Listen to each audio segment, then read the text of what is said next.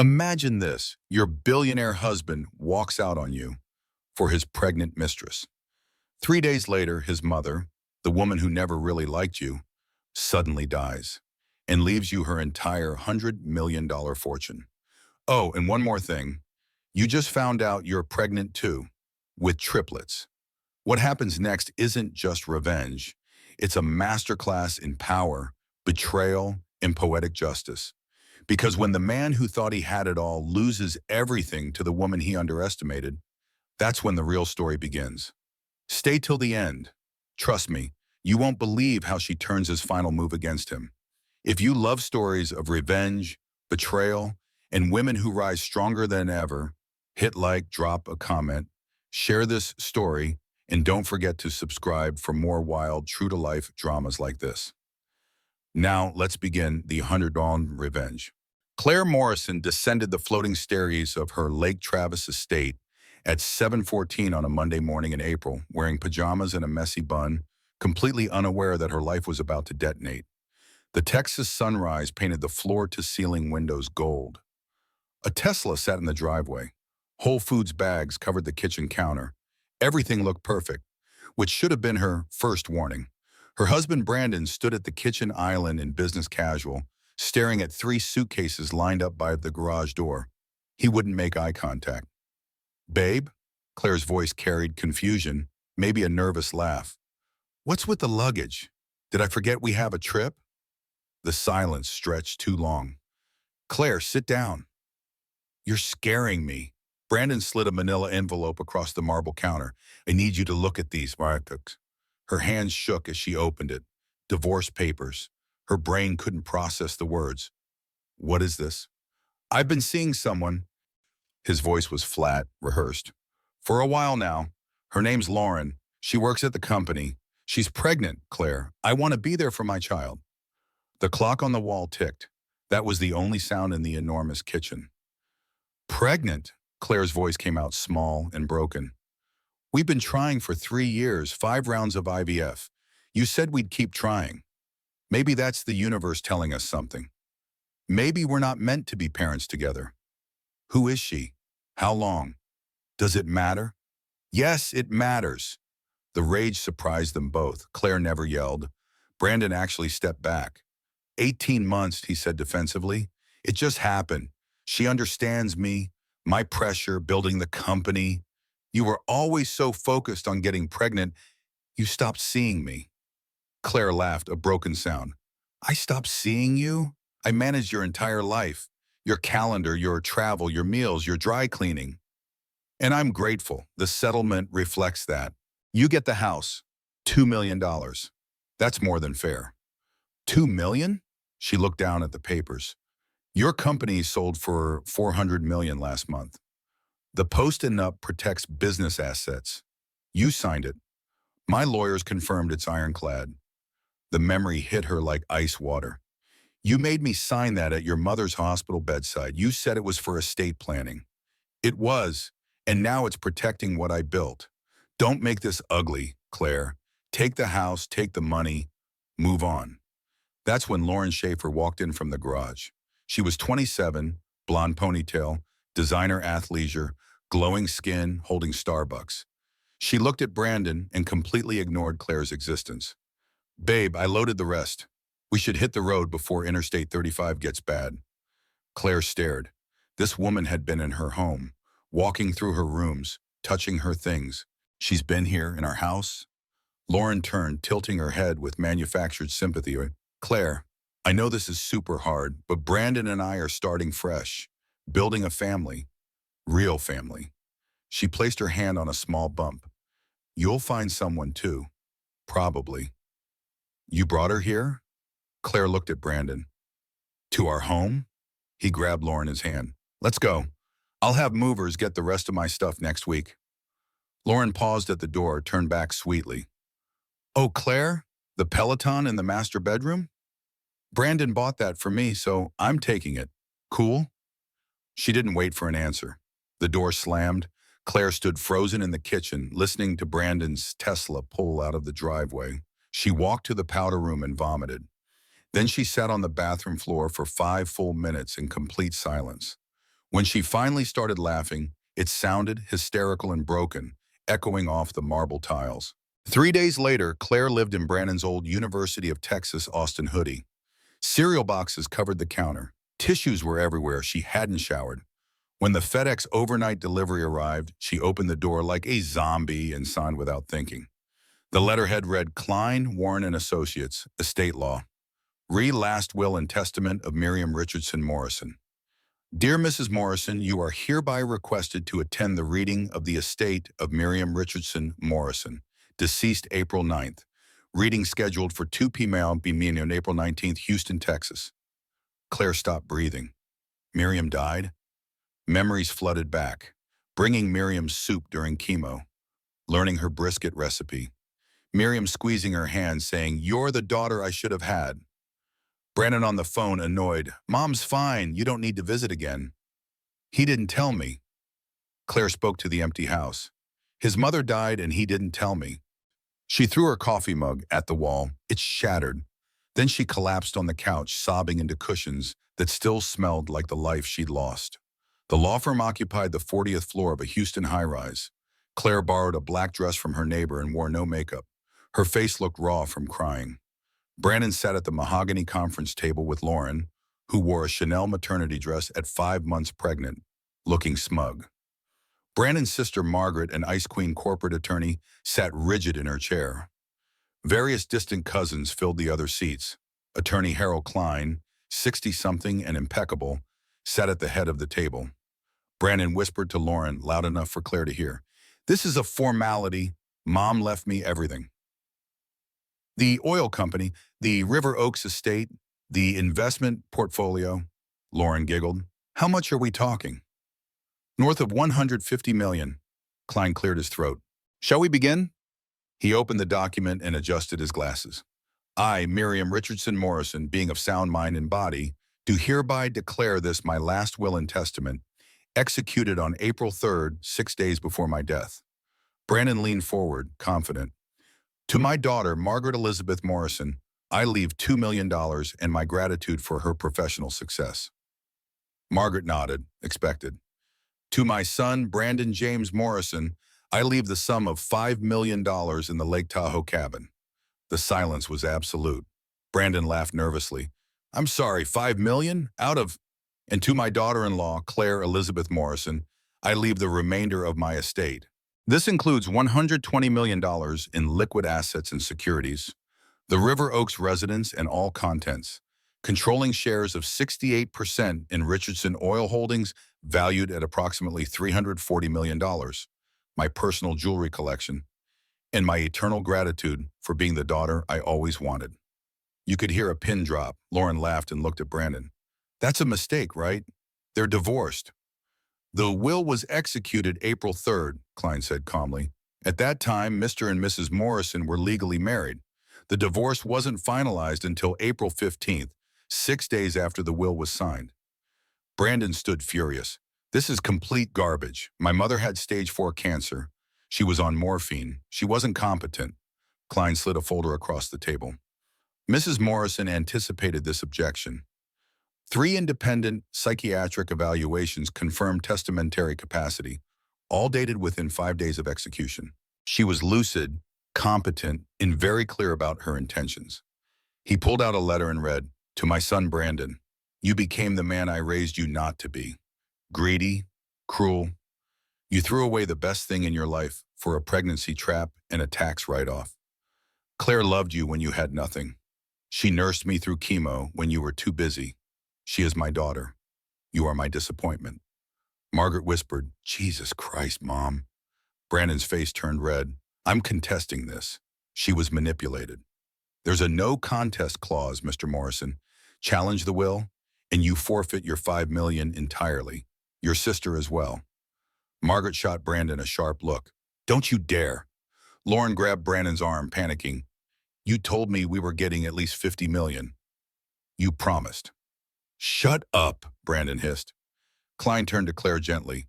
"Mrs. Morrison, do you have any questions?" Claire had been silent this entire time. Her face was unreadable. She stood slowly. "Just one.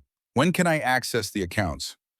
"Immediately. Estate taxes are prepaid. Everything transfers today.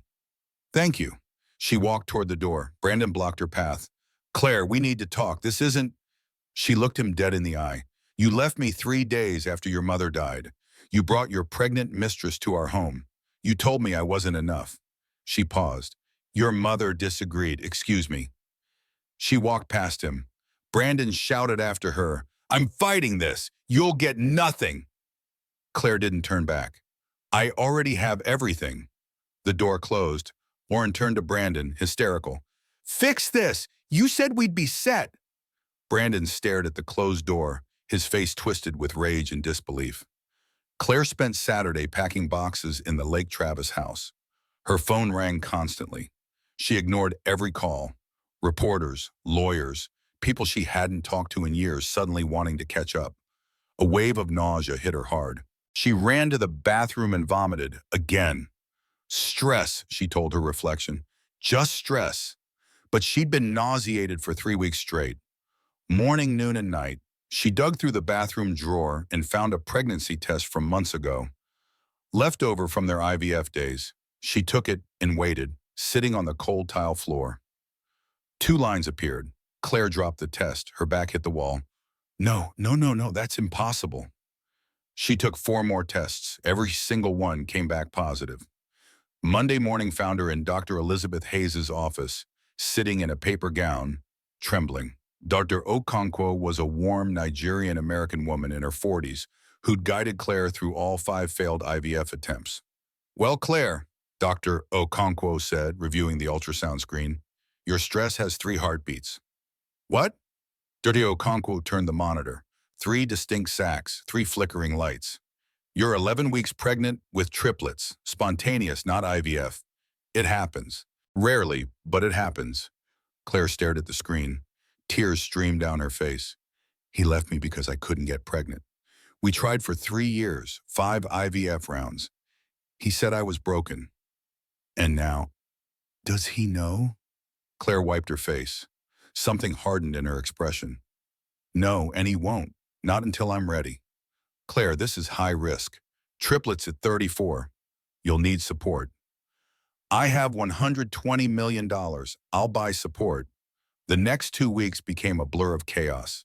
Claire moved into Miriam's River Oaks mansion, a 25,000 square foot palace that felt more like a museum than a home. Morning sickness with triplets was brutal. Her phone wouldn't stop ringing with press, lawyers, and supposed friends crawling out of the woodwork. On day 3, she was served with a lawsuit. Brandon was challenging the will on grounds of incompetency and undue influence. On day 5, a tabloid cover screamed, "Gold digger daughter-in-law steals dying woman's fortune." On day 7, Brandon gave an interview to the Houston Chronicle. My mother was manipulated in her final weeks. Claire isolated her from family, poisoned her against her own son. I'm not fighting for money. I'm fighting for Mom's legacy and my family's future. Social media exploded. Justice for Miriam trended nationwide. Death threats flooded Claire's direct messages. Strangers called her every vile name imaginable. By day 10, Brandon's legal team, 8 attorneys from Houston's top firm, filed 15 separate motions. They challenged testamentary capacity, claimed undue influence, demanded Claire undergo psychiatric evaluation, requested an emergency asset freeze, and scheduled endless depositions. Claire's attorney, a solo practitioner who was clearly overwhelmed, called her with bad news. Claire, they're burying us in paperwork. You need a bigger firm. Every major firm in Houston either works for Richardson Oil or is scared of Brandon's connections. She tried hiring a top estate litigation firm from Dallas, paid a $150,000 retainer. 48 hours later, the managing partner called to withdraw. Mrs. Morrison, a conflict emerged. Mr. Morrison's new venture involves 3 of our major clients. We can't... He threatened you, Claire said quietly. Silence on the line. I understand. That night, Claire sat in Miriam's massive library, hand on her belly, crying quietly. The house was too big, too empty. She was alone, pregnant with triplets, facing unlimited legal firepower. I can't do this alone, she whispered to the darkness. But Miriam had anticipated this too. Claire reached out to Senator Patricia Richardson, Miriam's estranged older sister. The retired senator was 78, a Texas legend with a whiskey voice and sharp eyes that missed nothing. They met at the senator's Georgetown townhouse a week later. Miriam sent me a letter, Senator Richardson said, sliding a USB drive across her desk. Told me if Brandon contested, I should give you this. Claire plugged it into the laptop with shaking hands. The first file was a video. Miriam, clearly lucid despite her illness, sitting in her hospital bed 1 week before death. I'm making this recording to confirm I am of sound mind. My son Brandon has become a man I don't recognize. Cruel, greedy. Claire is the daughter I always wanted. Brandon gets $5 million because he's my son. Claire gets everything else because she earned it. The second file was an audio recording, a phone call between Brandon and Lauren recorded on Miriam's phone. Brandon's voice, "Once mom dies, we're set. The dementia angle will be easy. Claire gets nothing." Lauren, "Are you sure? What if she fights?" Brandon, "She won't. She's too weak. Always has been."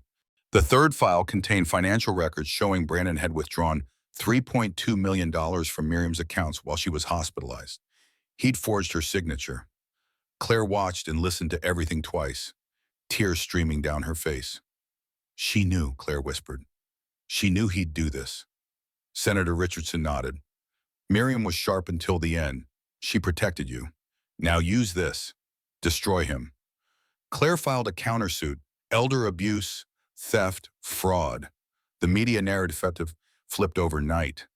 Tech CEO accused of stealing from dying mother dominated headlines. For 72 glorious hours, Claire tasted victory. Brandon's new company investors pulled out. His stock dropped 45%. Lauren's Instagram went private. Team Claire trended on social media. Claire's legal position looked unassailable.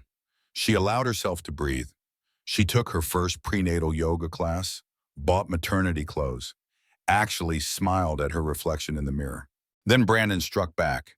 He called a press conference. Brandon and Lauren stood together, both looking devastated. "I made mistakes," Brandon said, tears in his eyes. "I hurt Claire. The way I ended our marriage was wrong, and I'm ashamed.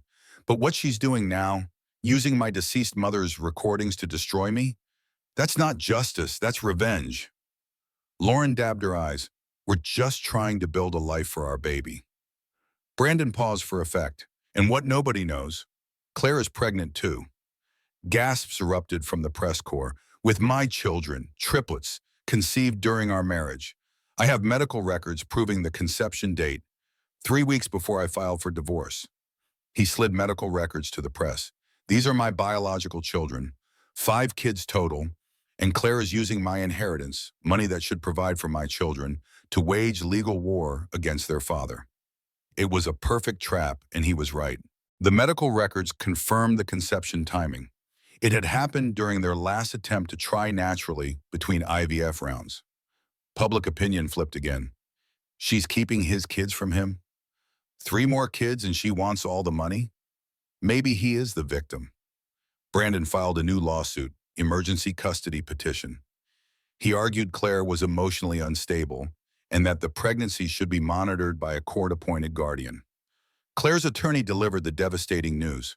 "Claire, he's going to argue you're unfit, that the inheritance in China should go in trust with him as guardian for all 5 children. He can't do that. In Texas? With 5 kids and $120 million at stake? A conservative judge might agree." The catastrophes came in rapid succession, each one more devastating than the last. First, at 20 weeks pregnant, Claire was forced to undergo a psychiatric evaluation. The evaluator was Brandon's expert witness, paid $75,000 to find her unstable. The report concluded, "Subject displays narcissistic tendencies, vengeful ideation, and emotional instability incompatible with the demands of a high-risk pregnancy." Second, the judge granted a temporary freeze of all estate assets as pending custody resolution. Claire's accounts were locked. She couldn't pay her salaries. She couldn't access her inheritance. Everything Miriam left her was suddenly out of reach. Third, Senator Richardson, her only powerful ally, died suddenly of a stroke. She was 78, and the timing was simply bad luck. But it felt like the universe was conspiring against Claire. Fourth, Lauren gave birth at 34 weeks. a healthy baby boy. Photos flooded Instagram within hours. Brandon crying, holding his son, with the caption, "My world," followed by praying hands and a heart emoji. Public sentiment shifted again. He looks like a good dad. Maybe Claire is the problem. That night, Claire sat alone in the massive mansion at 22 weeks pregnant with triplets. Her belly was enormous. Her hands trembled as she scrolled through her phone. A text from Margaret, Brandon's sister. "Give up. You've lost. He's taking those babies and the money. Should have just signed the papers." Claire sat in darkness, her hand on her swollen stomach. "I'm sorry, babies," she whispered. "I'm so sorry I'm not strong enough." She looked at the bottle of sleeping pills on her nightstand, picked it up, held it. The bottle was still in her hand when exhaustion finally pulled her under. She woke the next morning on the couch. Sunlight streamed through the windows. The pills sat unopened on the coffee table. Her phone buzzed with a text from an unknown number. "Mrs. Morrison, you don't know me. My name is Rebecca Miller. I was your husband's executive assistant for 6 years.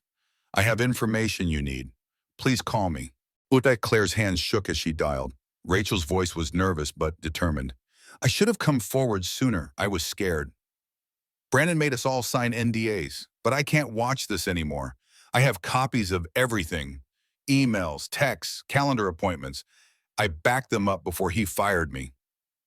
"Why are you helping me?" "Because I watched him become a monster. And because when my mom had cancer, you sent flowers. You didn't even know me, but you remembered I mentioned it once at a holiday party." Brandon never asked about her once. Rachel's evidence was comprehensive and damning. The affair timeline showed it had started 18 months before Brandon left. Hotel receipts, payments to Lauren's apartment through Venmo, calendar blocks labeled L-time. Text messages from Lauren to her friend. "If I get pregnant, he has to leave her. And once we're married, community property equals half his fortune. Easiest 200 million I'll ever make. Laugh out loud." An audio file that had auto-backed up from Brandon's phone captured a conversation between Brandon and his attorney. Attorney, "Postnup protects business assets. She gets 2 million max." Brandon, "What if she's pregnant when I file?" Attorney, "Is she?" Brandon, "No, we stopped IVF, but hypothetically?" Attorney, "Claim co-parenting, file for shared custody. Drag it out. She'll give up. They always do." Brandon laughed on the recording. "God, I love Texas law."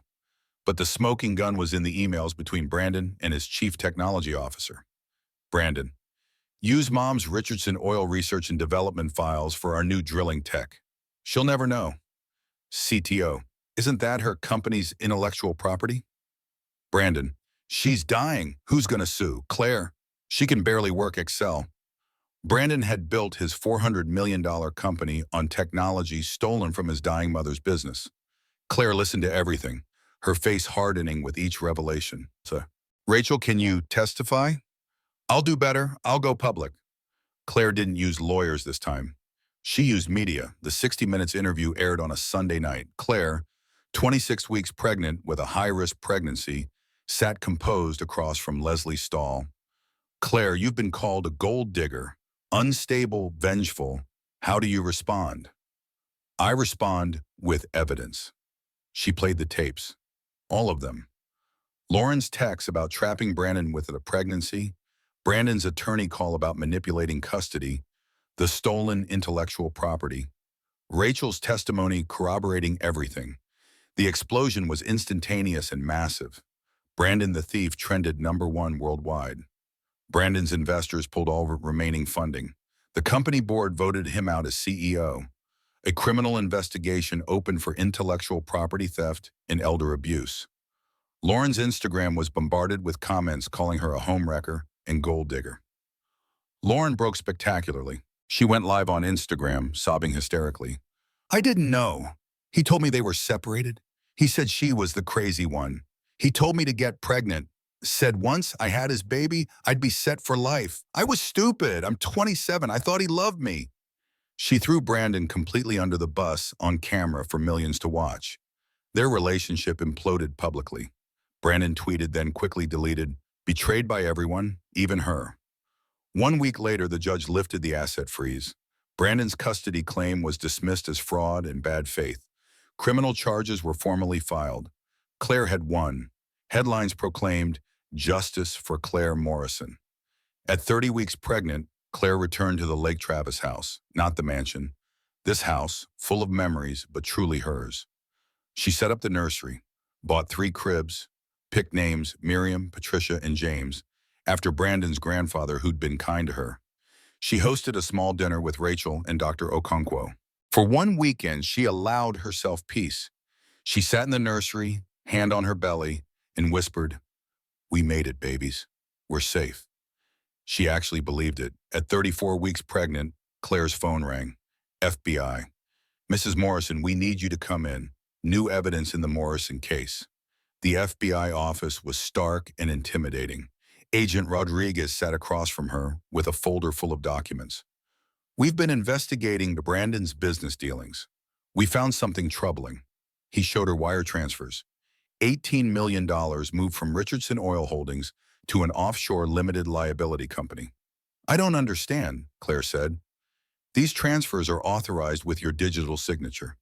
Dated 3 weeks ago, right after you regained access to the inheritance." The room tilted. "Mrs. Morrison, did you authorize these transfers?" "No, Brandon must have. I never." "Mr. Morrison claims you threatened to destroy him financially and that you're hiding assets offshore." "That's a lie." Her lawyer arrived and pulled her aside, whispering urgently, "Don't say anything else. This is a trap. Even if you win, legal fees will bleed the estate dry. He planned this before losing access." Claire realized the horrible truth. Even in defeat, Brandon had planted a time bomb designed to destroy her. That night at home, 36 weeks pregnant and alone, Claire started having contractions. Early labor. The panic attack combined with premature contractions created a medical emergency. She called 911, voice shaking. "Please, I'm having triplets. I'm alone. Please hurry." The ambulance ride was a blur. The hospital delivery room was bright and terrifying. Dr. Okonkwo was there, thank God, along with a team of specialists for the high-risk triplet delivery. "Claire, you're doing great," Dr. Okonkwo said. "Almost there." "I can't do this," Claire sobbed, exhausted and terrified. "Yes, you can." A nurse leaned in. "Ma'am, is there anyone we can call?" "No," Claire cried. "There's no one." In the waiting room, Brandon arrived. Someone on the hospital staff had tipped him off. Austin was a small town and gossip traveled fast. "I'm the father," he told the nurse. "I have rights." "Sir, she's in active labor." "Those are my children. Texas law gives me rights." He pushed into the delivery room. "Get out!" Claire screamed mid-contraction. "Claire, please," Brandon's voice broke. "I'm sorry for everything, but these are my children. Let me be here, please." "Sir, you need to leave," Dr. Okonkwo said firmly. "I'll drop everything," Brandon said desperately. "The FBI thing, I'll confess I set you up. Just let me meet my kids." Claire, breathing through another contraction, locked eyes with him. A long beat passed. "You'll confess? On record?" Brandon nodded frantically. "Yes, I swear." Claire's face was unreadable. "Fine, stay." The birth took 3 hours. 2 girls and 1 boy, delivered healthy despite being 5 weeks early. Each baby was whisked away briefly, then brought back, perfect and tiny and crying. Brandon held one of the daughters. Genuine tears rolled down his face. "She's perfect. Oh my God. They're all perfect." Claire watched him, exhausted. "What are you naming your son? The one with Lauren?" Brandon looked confused by the question. James, after my grandfather. Why?" "That's nice. That's really nice." She paused. "Brandon, can you hand me my phone?" Still confused, Brandon handed it to her. Claire tapped the screen. The recording stopped. "You just confessed," she said calmly, "on tape, to framing me for embezzlement, in front of 4 nurses, 2 residents, and Dr. Okonkwo." All color drained from Brandon's face. "You're not on the birth certificates. I filed paperwork yesterday terminating your parental rights on grounds of fraud and emotional abuse. My attorney says Texas family law supports it, especially since you are under criminal investigation." "You can't. That's not." "Actually, I can. Texas Family Code, Section 161.001. Look it up." Security entered. she'd had them on standby. "He's trespassing. Get him out." As they dragged him out, Brandon screamed, "You liar! You told me!" The door slammed shut. Silence filled the room. Dr. Okonkwo looked at Claire with quiet admiration. "Damn, girl." Claire held her three babies close. "I learned from the best." "Who?" Claire smiled tiredly. "His mother." Golden hour light filled the nursery of the Lake Travis house, casting warm shadows across three matching cribs. Claire fed Miriam while Patricia and James slept, their tiny chests rising and falling in perfect rhythm. The chaos was beautiful. Bottles lined up on the changing table, blankets draped over the rocking chair, tiny clothes in pastel colors scattered across every surface. This was her life now, and she couldn't imagine it any other way. Her phone buzzed with a news alert. She glanced at it while Miriam nursed contentedly, her small hand wrapped around Claire's finger. Brandon Moritz-Ormthon had pled guilty to wire fraud and intellectual property theft. 4 years in federal prison. The article included a photo of him in an orange jumpsuit, looking diminished and defeated. Lauren Schaefer had sued him for child support and settled for $8 million. Claire felt nothing. Not satisfaction, not vindication, not even the ghost of anger. Just the peaceful indifference she'd worked so hard to achieve. The man who'd tried to destroy her was nothing more than a distant memory now, a cautionary tale she'd tell her children when they were old enough to understand. The doorbell rang. She carefully put Miriam in her crib, tucking the blanket around her small body, and went downstairs. A FedEx letter waited on the porch. Return address, Federal Correctional Institution, Coleman, Florida. She opened it standing in the doorway, one hand still on the doorframe. "Claire, I know I don't deserve forgiveness. I was cruel, greedy. I threw away the best thing in my life for something that meant nothing. Please, one day when they're old enough, tell them about me. Not the monster I became, but the man I was when we met. The man who loved you before I forgot how. The man who wanted to be a good father before I destroyed that chance. Please, Brandon." Claire read it twice, then a third time. She walked to the fireplace and stood there for a marching moment, the letter trembling slightly in her hand. She could burn it. That would be the dramatic thing to do, the satisfying closure everyone expected. But her children deserved better than drama. They deserved truth, complicated and messy as it was. She folded the letter carefully and placed it in a box labeled "For Later," a box that held other pieces of their father, a few photos from happier times, his grandfather's watch that had been passed down through generations, a birthday card he'd written to her years ago when his handwriting still looked hopeful. "Your father was a good man who made terrible choices," she said to the sleeping babies upstairs, her voice carrying through the quiet house. "Maybe one day when you're older, I'll tell you about the man he was before he lost his way. But right now, you have me, and that's enough." She settled into the rocking chair with Patricia, who'd woken up fussy and hungry. Through the window, the Texas sunset painted everything gold. The trees, the water, the future she was building one day at a time. She donated $60 million to fertility research and programs supporting single mothers. The announcement had made national news, with journalists calling her a philanthropist and a role model.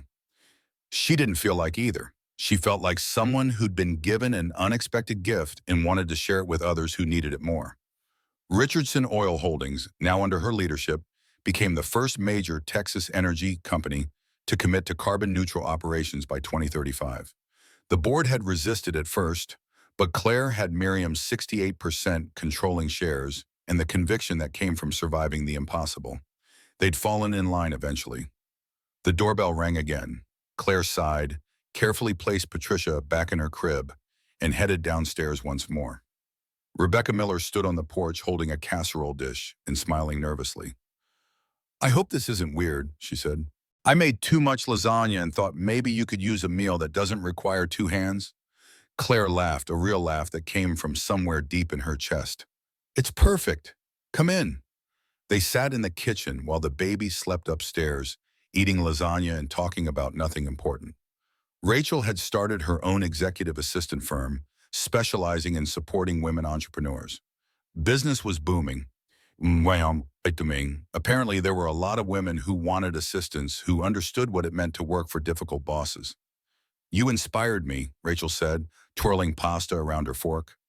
Watching you fight back against Brandon when everyone said you should just take the settlement and disappear. I realized I didn't have to let fear control my choices anymore. I was terrified the entire time, Claire admitted. Every court appearance, every news story, every moment I thought I might lose everything. I was so scared. But you did it anyway. That's what courage is. Not the absence of fear, but doing what's right despite being afraid. After Rachel left, Claire stood in the nursery doorway watching three tiny chests rise and fall. Miriam, Patricia, and James, her whole world in three small bodies, each one a miracle she'd been told would never happen. Sometimes at night, she still had nightmares. Brandon's face twisting with rage as security dragged him from the delivery room. The judge's gavel coming down on motions to freeze her assets. The tabloid headlines calling her a gold digger and worse. But then one of the babies would cry, and she'd pick them up, and the nightmares would fade like morning fog. She thought about the woman she'd been 6 months ago, sitting on a bathroom floor after finding divorce papers, her whole world crumbling, believing she wasn't enough, that she'd failed at the one thing she wanted most, accepting $2 million and a house as fair compensation for 8 years of marriage. That woman was gone. In her place stood someone stronger, someone who'd learned that the opposite of love wasn't hate, it was indifference. And Claire was finally blissfully indifferent to Brandon Morrison and his opinions about her worth. The nursing schedule, the diaper changes, the 3 a.m. feedings, it was exhausting and wonderful. Some days she hired help from an agency that specialized in multiples. Other days she insisted on doing everything herself, proving to some invisible audience that she could handle it. Dr. Okonkwo stopped by weekly, ostensibly for checkups, but really just to make sure Claire wasn't drowning under the weight of single motherhood and running a multi-million-dollar foundation. "You're doing great," the doctor would say, watching Claire efficiently change 3 diapers in under 10 minutes. "Better than most people with 1 baby, let alone 3. "I have no choice," Claire would respond, the same answer every time. "They need me. They're lucky to have you." Don't forget that on the hard days. One evening, Claire's phone rang with a blocked number. She almost didn't answer, but something made her pick up. "Miss Morrison?" A woman's voice, professional and careful. "This is Linda Chen from the Wall Street Journal. We're doing a feature on women rebuilding after financial abuse and divorce. Your story has resonated with so many people. Would you be willing to speak with us?" Claire thought about it, watching the sunset through her kitchen window. Part of her wanted privacy, wanted to disappear into her new life with her babies and never think about Brandon or courtrooms or inheritance battles again. But another part, the part that had learned to fight back, knew her story could help others. Women trapped in marriages like hers had been. Women signing documents they didn't understand because they trusted their partners. Women being told they weren't smart enough, pretty enough, successful enough. "Yes," she said, "I'll talk to you." The interview ran 2 weeks later, Claire's face on the cover of the Wall Street Journal, holding all 3 babies with the headline, "The $120 million Comeback, How One Woman Fought Financial Abuse and Won." The response was overwhelming. Thousands of messages flooded her inbox and social media accounts. Women thanking her for speaking out. Women sharing their own stories of financial manipulation and legal abuse. Women asking for advice, for help, for hope, that they could survive what seemed insurmountable. Claire read every single message, even the ones that made her cry. She started a foundation with $10 million from the inheritance. It provided legal assistance and financial education to women navigating divorce from financially abusive partners.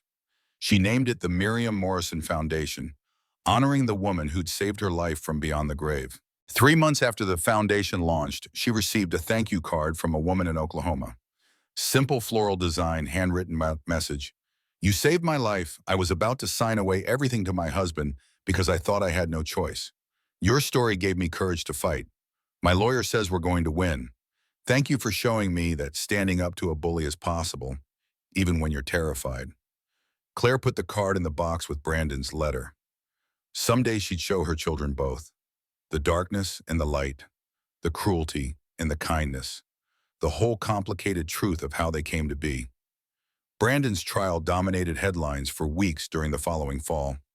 Claire didn't attend most of it, watching news coverage from home while the babies napped or played on their activity mats. The evidence was overwhelming. Stolen intellectual property, forged signatures on financial documents, wire fraud that crossed state lines. The man who'd once told her she wasn't enough was convicted on all counts. His sentencing hearing was scheduled for a Wednesday in November, almost exactly 1 year after Claire had discovered she was pregnant. She surprised everyone by appearing. She sat in the back of the courtroom, wearing a simple black dress and minimal jewelry, her hair pulled back in a professional bun. Brandon's lawyer spotted her immediately, leaning over to whisper to his client. Brandon turned, and their eyes met for the first time in 7 months. He looked smaller somehow, diminished. The arrogance that had once defined him was gone, replaced with something that might have been shame or maybe just exhaustion. His expensive suit hung loose on a frame that had lost weight. Dark circles shadowed his eyes. The judge, a stern woman in her 60s named Patricia Hernandez, reviewed the pre-sentence report with careful attention. Brandon's lawyer argued for leniency.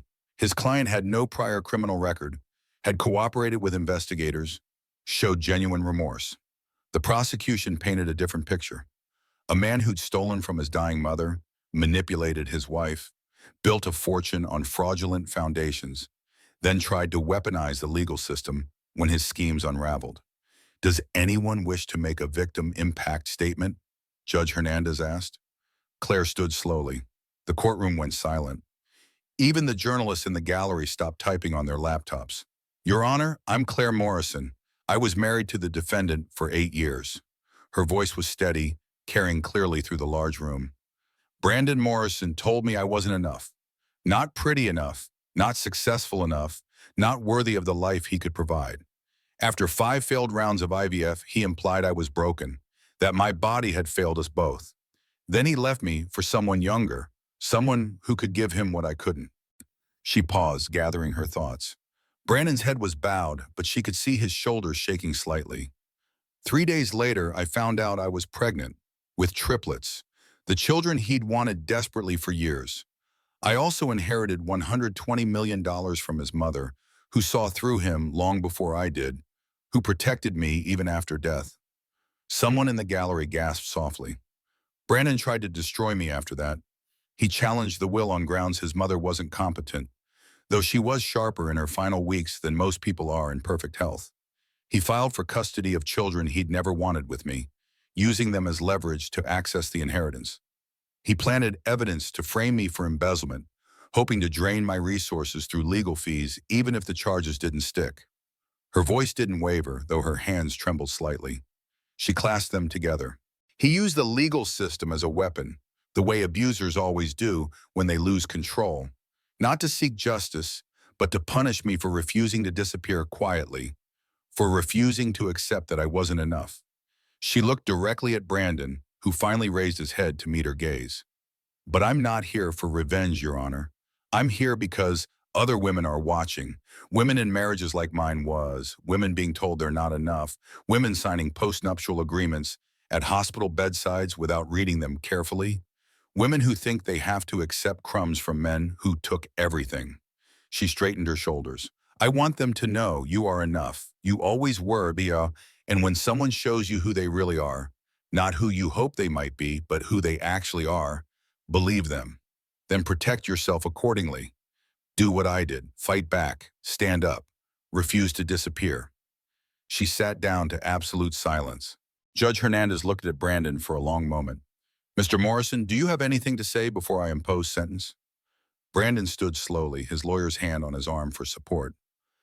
Your Honor, I don't expect forgiveness. I don't deserve it. I became someone I don't recognize. Greedy, cruel, willing to hurt the people who love me most. I can't undo what I've done. I can only say I'm sorry and hope that someday, somehow, I can be someone my children might respect. His voice broke on the last word. Judge Hernandez's expression remained impassive. Mr. Morrison, you stole from your dying mother. You manipulated your wife. You built a company worth hundreds of millions of dollars on stolen intellectual property.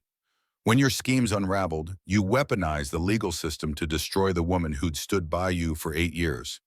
This court sees no genuine remorse, only regret at being caught.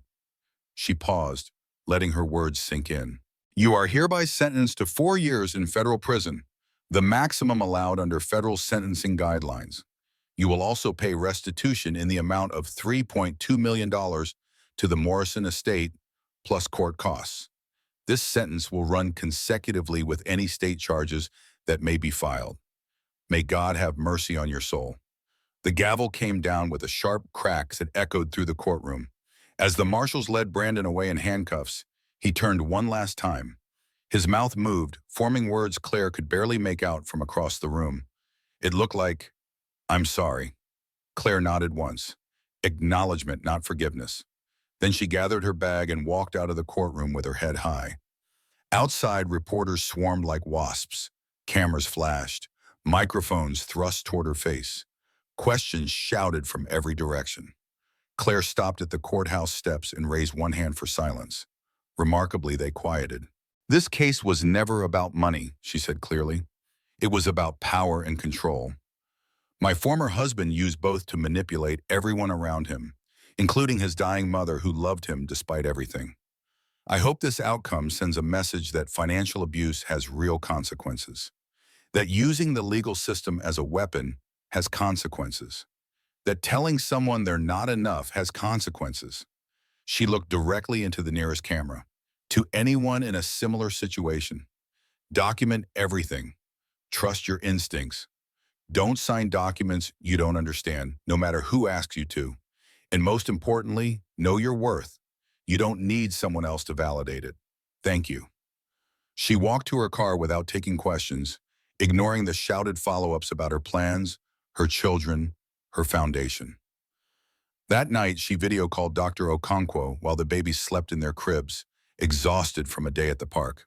How do you feel? The doctor asked, her kind face filling the screen. Relieved, sad, grateful. Is it possible to feel all of that at once? Absolutely. You're grieving the man you thought he was while celebrating freedom from the man he became. That's healthy. That's normal. That's human. I keep thinking about the early days, Claire admitted, pulling a throw blanket over her lap. When he was different, or when I thought he was different. I don't even know anymore what was real and what was performance. Maybe he was different once, or maybe he just hid his true nature better. Either way, that's not your burden to carry. You didn't make him steal from his mother. You didn't make him lie to you for 18 months. You didn't make him weaponize the legal system. Those were his choices. When do I tell the kids? They'll ask about their father eventually. When they're old enough to understand complexity, when they can grasp that people aren't simply good or bad, but complicated mixtures of both. And you'll know when that time comes. Trust your instincts. They've served you well so far. After they hung up, Claire walked through the quiet house. It had taken months, but it finally felt like home rather than a museum of her old life. She'd redecorated carefully, removing every trace of Brandon's minimalist aesthetic. The walls were warm colors now, soft yellows and gentle blues, not the stark white he'd insisted on because it was sophisticated. Family photos covered the mantel in mismatched frames. Claire and the babies at the park. Claire and Miriam, the woman, not the baby, at Miriam's final birthday party that Claire had organized while Brandon was too busy with work. Claire and Senator Richardson at the memorial service. Rachel making faces to get the babies to smile. In the corner sat an enormous teddy bear, a gift from Rachel after the trial concluded. The triplets loved it. Patricia would grab its ears and squeal with delight. James would hide behind it during peekaboo. Miriam would try to wrestle it to the ground, all 30 pounds of determined baby against 5 feet of stuffed animal. Claire picked up a framed photo of Miriam Morrison from her final birthday party, the one Claire had organized at the hospital with decorations and a cake and photos from her wedding to Brandon's father. Claire had stood in the background of this photo, arranging flowers while Miriam smiled at the camera. "Thank you," Claire whispered to the image, "for seeing me when no one else did, for protecting me even after you were gone, for teaching me that being kind doesn't mean being weak. I'll make you proud, I promise." The foundation's work had expanded rapidly in the months since she'd started it. Within 6 months, they'd helped 200 women negotiate fair divorce settlements, access emergency housing, find employment, Rebuild credit destroyed by financially abusive partners. The legal team Claire assembled was fierce and competent, led surprisingly by Margaret, Brandon's sister, who'd reached out 3 months after the trial with an unexpected apology. Their first meeting had been tense, held in a neutral coffee shop, with Claire ready to walk out at any moment. "I'm sorry," Margaret had said without preamble. "I believed his version of events for too long. Mom tried to tell me what kind of man he'd become, but I didn't want to see it. He's my little brother. I wanted to believe he was the person I remembered from childhood, not the monster he'd turned into." "Why are you telling me this now?" Margaret's face had been pained, vulnerable in a way Claire had never seen before. "Because I'm getting divorced too. And I just realized my husband had me sign a postnup 5 years ago that I never really read, never had my own lawyer review." Sound familiar? They'd worked together since then, Margaret's corporate law expertise invaluable to the Foundation's mission of helping women protect themselves. 1 year after Miriam's death, Claire held a memorial service at the River Oaks estate. She decided not to sell the mansion after all, despite its size and the memories that haunted certain rooms. Instead, it became the Foundation's headquarters, a fitting legacy for a woman who'd used her wealth to protect the vulnerable rather than hoard it for status.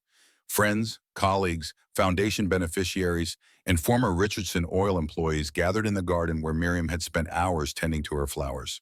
Claire stood at a small podium, the Texas sun warm on her shoulders, and spoke about the woman who'd saved her life.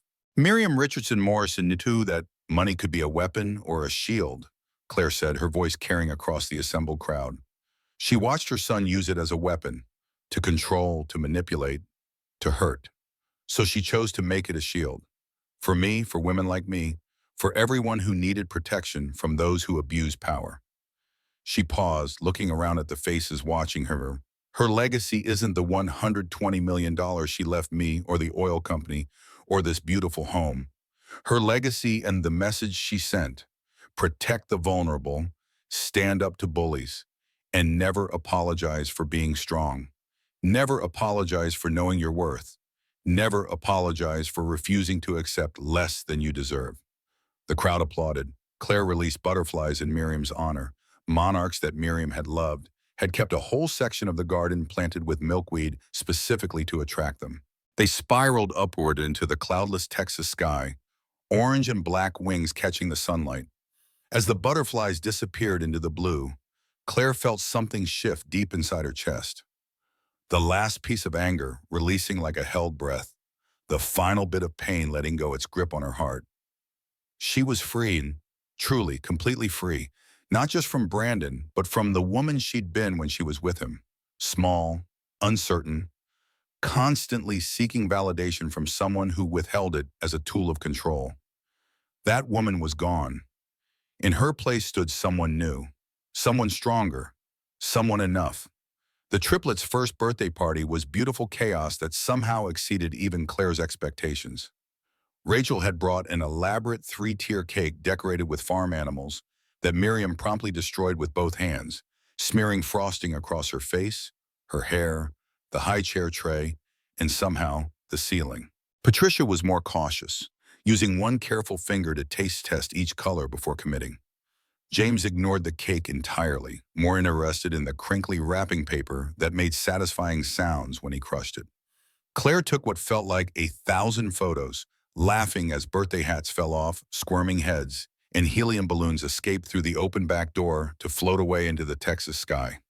Dr. Okonkwo helped wrangle toddlers who moved in 3 different directions simultaneously, their newfound mobility making them exponentially harder to manage. Margaret brought age-appropriate gifts that wouldn't rot teeth or make obnoxious electronic noises. The godmother's prerogative, she declared. "Can you believe it's been a year?" Rachel asked, watching Patricia attempt to eat a balloon string while making intense eye contact with her mother. "Some days it feels like yesterday that I was in that delivery room, terrified and alone," Claire admitted. "Other days it feels like a lifetime ago, like I've lived 3 different lives in 12 months. You look happy, really happy, not just putting on a brave face anymore." "I am happy. That surprises me sometimes. After everything Brandon did, after how close I came to losing everything, I didn't think I'd ever feel this way again. But I do." The foundation had grown beyond Claire's wildest expectations during that first year. They'd helped over 500 women navigate divorces from financially abusive partners in 18 months. The legal team expanded to 6 attorneys working full-time, plus a dozen volunteer lawyers who took cases pro bono. They'd opened satellite offices in Dallas and San Antonio, with plans for Houston and Fort Worth in development. Claire balanced foundation work with motherhood by being ruthlessly efficient with her time. Meetings happened during nap time. Emails got answered after bedtime. She hired a wonderful nanny named Maria 3 days a week, but insisted on doing mornings and nights herself, unwilling to miss those precious moments of connection. "You'll burn out," Dodonqua warned during a routine checkup, where she'd noticed the dark circles under Claire's eyes. "You can't run a growing foundation and raise triplets alone without consequences." "Maybe, but I'll burn out doing something that matters, something that helps other women avoid what I went through." The babies matter too. They need you healthy, not exhausted and resentful. "I know, I'm trying to find balance. It's just hard when every day brings another woman who needs help, another story that breaks my heart, another chance to make a difference." It was hard to find balance, nearly impossible some days. Claire often felt like she was failing at everything simultaneously. Distracted during foundation conference calls because a baby was crying in the background. Guilty during baby time because she was mentally composing emails and reviewing legal briefs. But mostly underneath the exhaustion and the constant juggling, she felt grateful. 3 healthy children who lit up when she walked into a room. Meaningful work that helped women escape situations like hers had been. Financial security that meant she'd never have to depend on anyone else for survival. Freedom from a man who tried to break her and failed. Brandon wrote letters from federal prison in Florida. They arrived with surprising regularity, one every few weeks. Claire didn't open most of them. She put them in a box in her office closet, unread, for the kids to decide what to do with someday when they were old enough to understand their father's story. One letter she did open, received 6 months into his 4-year sentence. Something about the envelope felt different. Lighter somehow, less demanding. "Claire, I'm in therapy here. Court mandated at first, but I've kept going voluntarily. The therapist says I have narcissistic personality disorder and control issues stemming from childhood trauma I never addressed. I'm not making excuses. I'm trying to understand how I became the person who hurt you so badly. You deserve better. You always deserve better. I'm sorry I couldn't see it until I lost everything. I don't expect forgiveness. I just wanted you to know I'm working on being someone my kids might be able to respect someday, if you ever give me that chance. Brandon." Claire folded the letter carefully and put it back in the box with the others. Maybe someday she'd respond. Maybe she wouldn't. The choice was entirely hers now, and that freedom was worth more than any apology he could write. Lauren reached out too, surprisingly, through Instagram direct message on a quiet Tuesday evening while Claire was folding tiny clothes in front of the television. "I know you have no reason to talk to me, but I wanted to apologize. I was wrong about everything. I believed his lies about you being crazy and controlling. I thought I was special, that what we had was different than what you'd had with him. I was so naive and selfish. Now I'm raising his son alone on child support checks while he sits in prison, and I realize I got exactly what I deserved. But you didn't deserve what we did to you. I'm truly sorry." Claire stared at the message for a long time, her thumb hovering over the delete button. Part of her wanted to ignore it, to let Lauren live with her guilt and regret without offering any absolution. But another part, the part that had learned compassion through suffering, knew that forgiveness was about freeing herself, not making Lauren feel better. She typed slowly.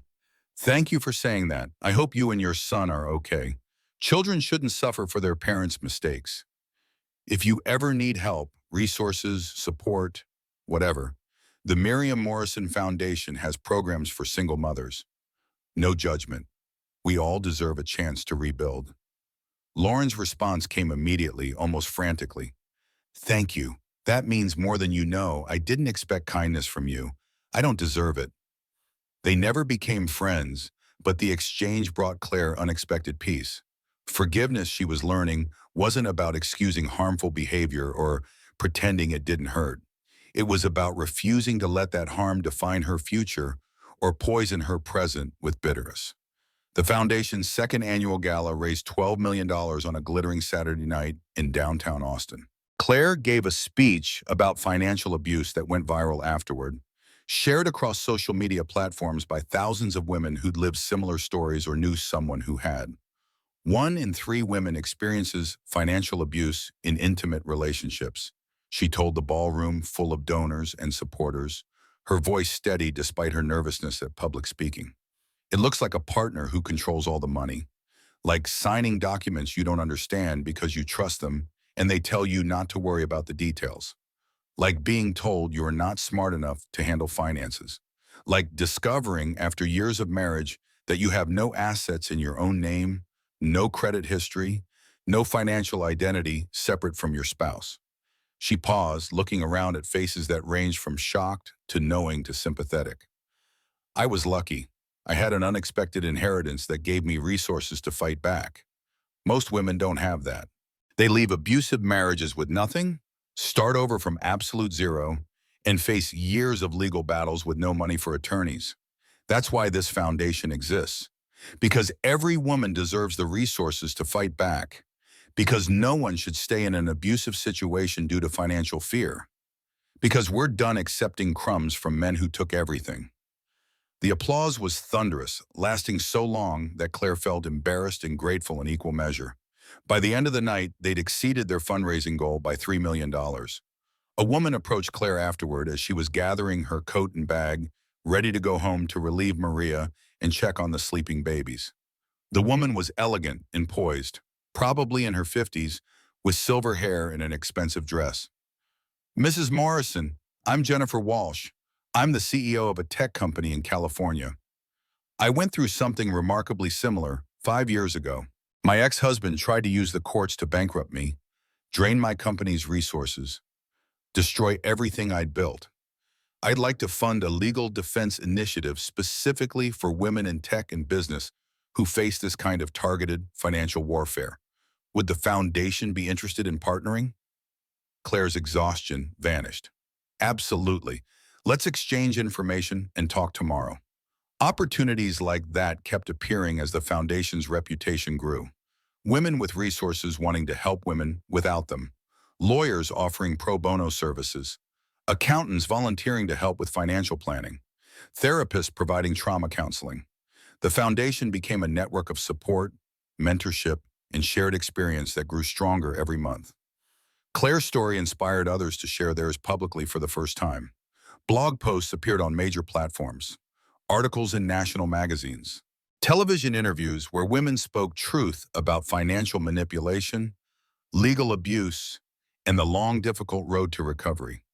You started a movement, Rachel said one evening over wine in Claire's kitchen, while the baby slept upstairs and the baby monitor hummed softly on the counter. You made it safe for women to talk about something that was always shrouded in shame and silence. I just told the truth. That's all. The truth was always there, hidden in plain sight. People just needed permission to see it and name it for what it was. That's what movements are. Someone brave enough to tell the truth first. Claire didn't feel particularly brave most days. She felt tired and overwhelmed and uncertain whether she was doing any of this right. Motherhood, leadership, healing. But she kept showing up, kept trying, kept choosing courage over comfort, even when every instinct screamed at her to hide. 18 months into Brandon's 4-year sentence, his lawyer requested a meeting with Claire through proper legal channels. She almost declined immediately, her first instinct to refuse any contact with anything related to her ex-husband. What could he possibly want now, she asked Margaret over coffee at the foundation headquarters, suspicious of any outreach after months of silence. I don't know, but he can't hurt you anymore, Margaret reminded her gently. The courts have ruled on everything. The assets are protected. Your parental rights are terminated. Whatever this is, you have all the power here. You're not that scared woman in the courtroom anymore. Claire agreed to a phone call, nothing more. No face-to-face meeting, no video conference. Just voices over a line she could hang up anytime she wanted. Brandon's voice sounded different when his lawyer patched him through from the prison phone system. Quieter, less certain. The arrogance that had once defined every interaction between them was completely absent. "Thank you for taking my call," he said, and she could hear the genuine surprise that she'd agreed. "I know I don't deserve your time or your attention." "You're right, you don't. What do you want, Brandon?" Claire kept her voice neutral, professional, revealing nothing. "I'm up for early release. Good behavior, completion of all my therapy requirements, no disciplinary incidents. If the parole board approves it, I'll be out in 6 months instead of serving the full sentence. My lawyer says part of the evaluation includes demonstrating rehabilitation and accountability to the people I've harmed." Claire waited, saying nothing, giving him no help or encouragement. "I was hoping you might consider writing a letter to the parole board. Not forgiving me, I know that's not possible, and I don't deserve it. Just acknowledging that I've tried to make amends in small ways. That I've paid child support consistently without fighting or missing payments. That I haven't contested the parental rights termination or tried to contact you or the children inappropriately." Claire felt anger flare hot in her chest.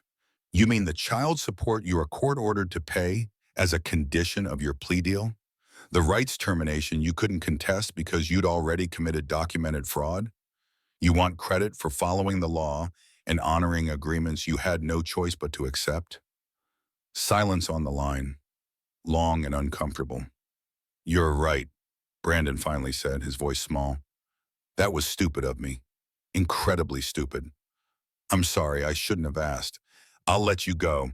"Brandon, I'm going to say something, and I want you to really hear it," Claire interrupted before he could hang up. "I don't hate you anymore. I genuinely don't. That probably surprises you, but it's true. Hate requires energy and emotional investment I don't have for you anymore." "Okay," he said cautiously, "but I also don't owe you anything. Not a letter, not forgiveness, not a moment of my time beyond this conversation. You destroyed our marriage through calculated betrayal. You tried to steal from your dying mother and did steal from her company. You weaponized the legal system to try to destroy me when I wouldn't quietly disappear. You did all of that for money and ego and control. I know all of that. Do you? Because even now, even after everything, you're asking me to help you, to do something for you. You haven't changed at the fundamental level. You're just learning to ask more politely for the things you want." A long pause. She could hear him breathing, could picture him in whatever small room they gave prisoners for phone calls. "You're right," Brandon said quietly, defeat evident in every syllable. "You're absolutely right. I'm sorry for wasting your time.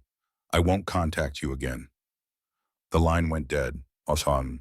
Claire sat with her phone in her hand, feeling oddly empty rather than triumphant. She'd expected anger or satisfaction from killing him off. Instead, she just felt tired of the whole situation, ready to move forward without looking back. Margaret called an hour later, somehow already knowing about the conversation through the mysterious network of lawyers and legal assistants who seemed to communicate telepathically. "I heard about Brandon's request. You okay?" "Yeah, I think I am. He's never going to truly understand what he did, is he? Not at the level that would require genuine change." "Probably not. People like Brandon, narcissists with control issues, don't usually transform at a fundamental level. They just learn to hide their nature better, to ask for things more strategically. Therapy helps them understand their patterns, but rarely changes the underlying personality. The kids will want to know about him someday. They'll have questions I won't be able to answer in ways that make sense to them. And you'll tell them age-appropriate truth when that time comes. That their father made terrible choices, that he's trying to do better now in his limited way. That it's okay to have complicated feelings about a parent who hurt the other parent. That loving someone doesn't mean excusing their behavior. What if they want a relationship with him eventually?" Margaret's voice was firm but kind. "Then you'll support them while maintaining your boundaries. That's years away, Claire. Literal years. Don't borrow tomorrow's troubles. You have enough on your plate today." Sound advice, but hard to follow when your brain insisted on catastrophizing every possible future scenario. Claire spent that evening looking through photos from her marriage, boxes she'd put in storage after the divorce because she couldn't bear to look at them. Now she sorted through carefully, slowly. Brandon holding her hand at their wedding, both of them so young and hopeful. Their honeymoon in Italy, standing in front of the Trevi fountain making wishes. Christmas mornings with terrible matching pajamas. The early years when things were good, or when she believed they were good, before she understood the difference between genuine love and performed affection. She selected a few photos where they both looked genuinely happy, put them in a nice album for the kids, something they could look at someday without her present, forming their own opinions about their father. They deserved to know he was once capable of love, even if he'd lost his way completely. The rest of the photos went in a box marked "Keep but don't display, Children's Choice later." Someday Miriam, Patricia, and James might want these memories of their parents together. Or they might not. Either way, Claire would let them decide rather than making that choice for them. 3 months later, Brandon was released on early parole. The news hit social media immediately despite his team's attempts to keep it quiet. Claire's phone exploded with messages from supporters and journalists, everyone asking if she was okay, if she felt safe, if she wanted to comment. She posted a simple statement on the foundation's official accounts. "I'm aware of today's news regarding my ex-husband's release. I have no comment and request privacy for my family. Thank you for your continued support of the foundation's work helping women escape financial abuse." Brandon honored his agreement not to contact her directly. She heard through Margaret that he'd moved to Colorado, taken a mid-level job in tech support for a small company, and was slowly, quietly trying to rebuild some kind of life. He continued sending child support payments on time through the proper channels. He requested no visitation, filed no motions, made no attempts to challenge the parental rights termination. "He knows he destroyed that bridge permanently," Margaret reported during their weekly check-in call. "Even he's not delusional enough to think he has a right to see those kids after everything he did." "Part of me feels sorry for him," Claire admitted, surprising herself. "He's missing their entire childhood. Their first words, first steps, first everything. That's his loss, and it's enormous. That's because you're a fundamentally kind person, even to people who don't deserve your kindness. But don't let empathy become guilt. You didn't put him in prison or cost him his relationship with his children. His choices did that. Own your strength, not his consequences." The foundation celebrated its second anniversary with a documentary premiere about financial abuse in marriage. Claire was interviewed extensively, along with dozens of women who'd escaped similar situations using the foundation's resources. The filmmaker was a woman named Catherine Brooks, who'd experienced financial abuse herself and wanted to raise awareness. The documentary screening filled a theater in downtown Austin. Claire sat in the back row, watching her story play out on screen, hearing her own voice explain concepts she'd learned through painful experience. The filmmaker asked the question everyone wanted answered. "Do you regret fighting back so hard? Was all the pain and public scrutiny worth it?" Claire's face on screen was thoughtful, considering the question seriously before responding. "People think revenge is about hurting the person who hurt you, making them suffer the way they made you suffer. But that's not what this was for me. This was about refusing to disappear, refusing to accept that I didn't matter. Brandon wanted me to take $2 million and fade away quietly while he built his life with Lauren. Society expected me to be grateful for the scraps and not make waves. Even some of his mother's lawyers expected me to settle rather than fight because fighting was difficult and expensive and uncertain." She leaned forward, making direct eye contact with the camera. "But I didn't want revenge. I wanted justice and acknowledgement that what he did was wrong. I wanted other women to see someone fight back and win so they'd know it was possible. Know that standing up to financial abuse wasn't hopeless. And yes, it was worth it. Every difficult moment, every terrifying legal battle. Every night I cried myself to sleep wondering if I'd made a terrible mistake. Because I taught my children through my actions that you stand up to bullies even when you're scared, especially when you're scared." The audience applauded when the documentary ended. Women approached Claire afterward, some crying, some angry, all grateful to see their experiences reflected and validated. "This saved my life," one woman said, gripping Claire's hands tightly. "I thought I was going crazy. My husband told me I was too stupid to understand our finances, that I should just trust him. But after watching this, I checked our accounts. He's been hiding money for years, preparing to leave me with nothing. I called a lawyer today. Stories like that made everything worthwhile. The public exposure, the vulnerability, the reliving of trauma. If Claire's pain could prevent even one other woman's suffering, it was worth it. This is your legacy, Dr. Okonkwo said after watching the documentary at the premiere. Not the money or the court victory. This, helping others find their strength by sharing your story honestly. It's Miriam's legacy, really, Claire corrected gently. She started this by protecting me, by seeing value in me when her son didn't. I'm just carrying it forward, honoring her memory by helping other women the way she helped me. The documentary won awards at film festivals. It streamed on major platforms where millions of women watched and shared it. Claire received thousands of messages from women saying it helped them understand their situations, gave them courage to leave, validated feelings they'd been told were unreasonable. The foundation's work expanded exponentially after the documentary's release. They hired more staff, opened more offices, helped more women every month. Claire's book, Breaking Free, A Guide to Surviving Financial Abuse, became a bestseller that stayed on lists for months. She'd become, somewhat reluctantly, a public figure, a symbol of fighting back against powerful men who tried to crush women who challenged them. An example that surviving wasn't enough. You could thrive afterward, build something meaningful from the ruins. Miriam, Patricia, and James started preschool on a bright September morning, wearing matching backpacks that were almost as big as they were. They held Claire's hands tightly, excited and nervous in equal measure about this new adventure. "Are you crying, Mommy?" Miriam asked with 3-year-old concern, noticing the tears Claire was trying to hide behind her sunglasses. "Happy tears, baby. I'm just so proud of you. All of you." The house felt unbearably quiet when she returned after drop-off. Claire spent the morning at Foundation headquarters downtown, throwing herself into work to avoid the strange empty nest feeling that didn't make sense when your children were only 3 years old and would be home in 4 hours. Her assistant Miranda knocked on her office door around 10:30. "Claire, there's someone here to see you. Lauren Schaefer. She doesn't have an appointment, but she says it's important." Claire's stomach dropped sickeningly. "Send her in." Lauren looked different than she had at Brandon's trial 3 years ago. Older, more worn. Still pretty, but without the glowing confidence and smug satisfaction from before. She carried a toddler on her hip, James, Brandon's first son, now almost 4 years old. "I'm so sorry for showing up like this," Lauren said nervously, not quite meeting Claire's eyes.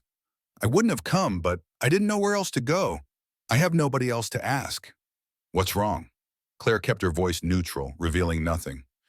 "Brandon stopped paying child support 3 months ago. He lost his job in Colorado, and now he's completely disappeared.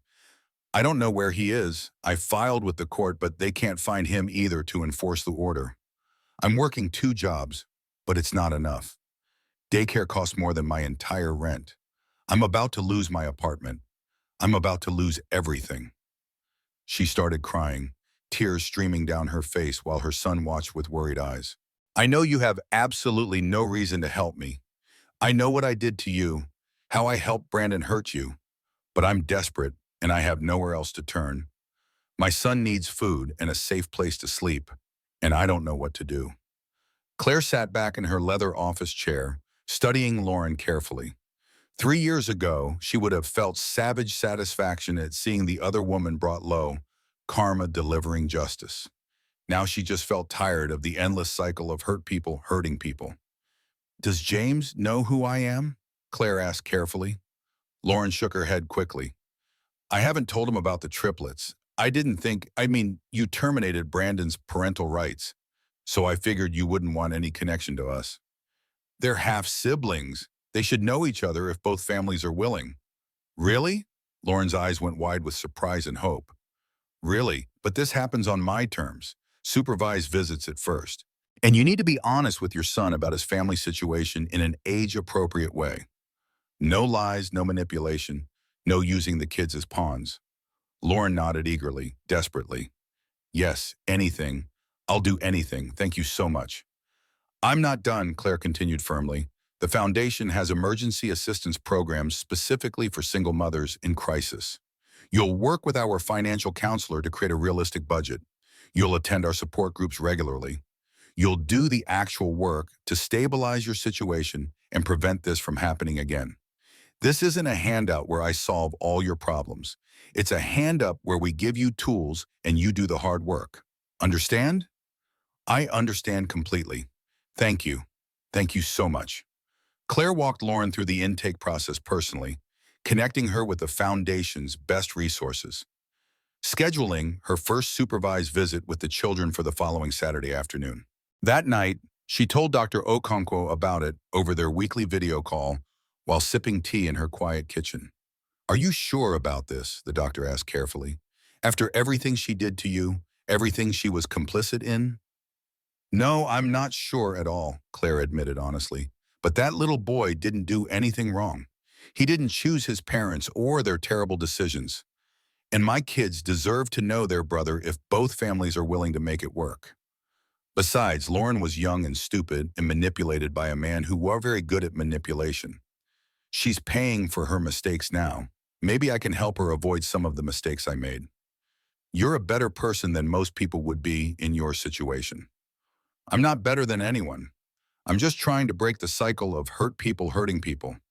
Help people, help people. I'd rather be in that second category than perpetuate the first one. The first play date was awkward in all the expected ways. James was shy, hiding behind his mother's legs in Claire's living room. The triplets were intensely curious about this new person, especially Miriam, who immediately tried to share her toys with aggressive enthusiasm. "That's your brother," Claire told her children simply, kneeling down to their level. "His name is James too, just like your brother. He's your daddy's son from before you were born." "Hi, James," Patricia waved enthusiastically, unbothered by the complexity of blended family dynamics.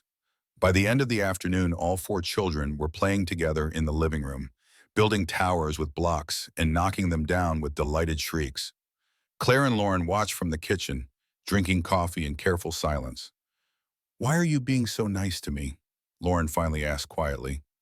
"I don't understand. I helped Brandon try to destroy you." Claire considered her answer carefully. "Because someone was nice to me when I needed it desperately. Miriam, Brandon's mother, she saw me struggling and helped me even though she didn't have to, even though Brandon probably told her not to. She taught me that kindness isn't about whether someone deserves it. It's about who you want to be as a person." Lauren wiped her eyes, mascara smudging. "I'm sorry for everything. I know I've said it before, but I mean it more now than I did then. I was selfish and cruel, and I hurt you terribly for no good reason." "Yes, you did," Claire agreed without sugarcoating. "And I've forgiven you, which doesn't mean I've forgotten or that we're going to be friends. It means I'm not carrying anger about it anymore. That's for me, not for you. I refuse to let your mistakes poison my present." "I understand. Thank you for even giving us this chance." Over the following months, the children's relationship grew naturally. James came over every other Saturday afternoon, gradually becoming more comfortable and outgoing. Lauren got a better job through the Foundation's Giant Placement program and moved into a nicer apartment in a safer neighborhood. She attended support groups religiously and followed every recommendation from the financial counselor. Claire didn't become close with Lauren, but they developed a cordial working relationship built on honesty and very clear boundaries. They were never going to be friends, but they could be cooperative co-parents of sorts for the children's sake. Miriam asked questions, of course. She was the most perceptive and verbal of the three, always trying to understand the world around her. "Why doesn't our daddy live with us like other kids' daddies?" she asked one evening during bath time. Claire had prepared for this conversation, had rehearsed different versions of this answer. "Your daddy made some bad choices when you were born. He hurt people and broke laws, so he had to go away for a while. He loves you in his way, but he can't be here right now. Will he come back someday? Maybe, when you're older and can understand more. If you want to meet him then." "Do you want us to meet him?" Miriam asked, her big eyes serious. Complicated question from a 3-year-old. "I want you to make your own choices when you're old enough to understand everything about your family. For now, you have me and Aunt Rachel and Aunt Margaret and Dr. Okonkwo and so many people who love you very much. That's enough, isn't it?" Miriam thought about it with the seriousness only a preschooler could bring to existential questions. "Yes, that's enough. The foundation's work expanded internationally during the Triplets preschool years. They partnered with organizations in the United Kingdom, Canada, Australia, and New Zealand to share resources and legal strategies for combating financial abuse. Claire spoke at conferences about financial abuse patterns and became a reluctant expert on a subject she'd never wanted to know anything about. You should write a book, Margaret suggested over lunch at the foundation one afternoon. A comprehensive guide, not just your memoir. About what specifically? Your story as a framework, but then practical advice. How to recognize financial abuse before it's too late. How to protect yourself legally. How to document everything. How to escape safely. How to rebuild afterward. There's nothing comprehensive out there that combines personal story with actionable guidance. Claire considered it while watching her children play through the office window. Maybe, when the kids are older and I have more time. You'll never have more time than you do right now, Margaret countered pragmatically. You'll just have different demands on that time. You'll make time for this because it matters, because it could help thousands of women. So Claire started writing in the early mornings before the children woke up, sitting at her kitchen table with coffee and watching the sunrise. It took 2 years of stolen hours, but she finished. Breaking Free, A Guide to Surviving Financial Abuse, combined her personal story with practical legal and financial advice, resource lists, safety planning guides, and stories from dozens of women who'd escaped similar situations. The book became a bestseller within weeks of publication, staying on multiple lists for months. The book tour was exhausting, city after city, bookstore after bookstore, interview after interview. But it was also deeply rewarding in ways Claire hadn't anticipated. Women lined up at every stop to share their stories, thank her, ask for advice, tell her the book had saved their lives or their sisters' lives or their friends' lives. Claire realized she'd become a symbol of something larger than herself, living proof that you could survive devastating betrayal and build something meaningful from the ruins. The house smelled like birthday cake and absolute chaos in the best possible way. The triplets were turning 6, and they'd invited their entire first-grade class plus half the neighborhood. 20 screaming children ran through the backyard while Claire and Rachel attempted crowd control. "This is why I don't have kids," Rachel joked, watching a boy named Tyler try to eat birthday cake with both hands while simultaneously jumping on the trampoline. "This is why I drink wine," Claire laughed. James was there too, now 7, helping his younger half-siblings open presents with the patience of an older brother.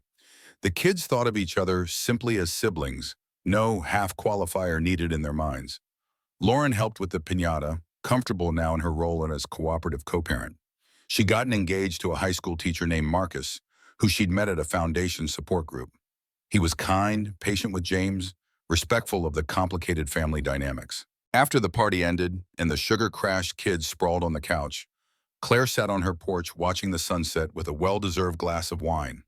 Her phone buzzed with messages. One from Margaret about next week's board meeting. One from Dr. Okonkwo about the kids' checkup. One from Rachel about drinks tomorrow night. And one from an email address she didn't recognize. "Claire, it's Brandon. I know I promised not to contact you, but the kids are getting older, and I would like to resume child support now that I'm working steadily. Not because I expect visitation, I know that's impossible, but because they're my children and deserve support. My lawyer will contact yours. I'm not asking for anything except the chance to do the right thing, even if it's years too late. I hope you and the kids are well." Claire read it 3 times, waiting for anger that never came. She felt nothing except mild acknowledgement that Brandon was trying, in his limited way, to be better. She forwarded it to Margaret. "Verify employment before accepting anything. No direct contact, everything through lawyers." That night, she stood in the doorway watching her children sleep. Miriam sprawled sideways, Patricia curled tight, James snoring softly. Someone had once told her she wasn't enough, that she was broken, that she should disappear quietly. That person was wrong about everything. Claire had built a life that proved it, not through revenge, but by refusing to let his cruelty define her future. The foundation had helped over 5,000 women.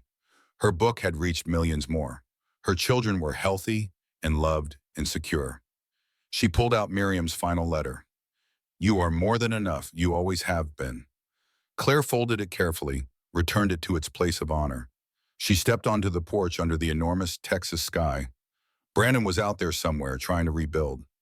Lauren was planning a wedding. Margaret was working late as always. Rachel was editing party photos. Dr. Okonkwo was probably delivering someone's baby. And Claire was here, in the home she'd fought to keep. Raising children she'd fought to protect. Running a foundation, helping women fight their own battles. People always asked if she regretted fighting back. The answer was always no. She'd fought for acknowledgement, for justice, for the right to exist on her own terms, for a future where her children would know their mother stood up to bullies, outsmarted opponents with more resources, and rebuilt from ruins. Some women wanted revenge. Claire had wanted peace. It turned out you could have both. Her phone buzzed. Security system armed. All doors locked. Have a good night. Safe.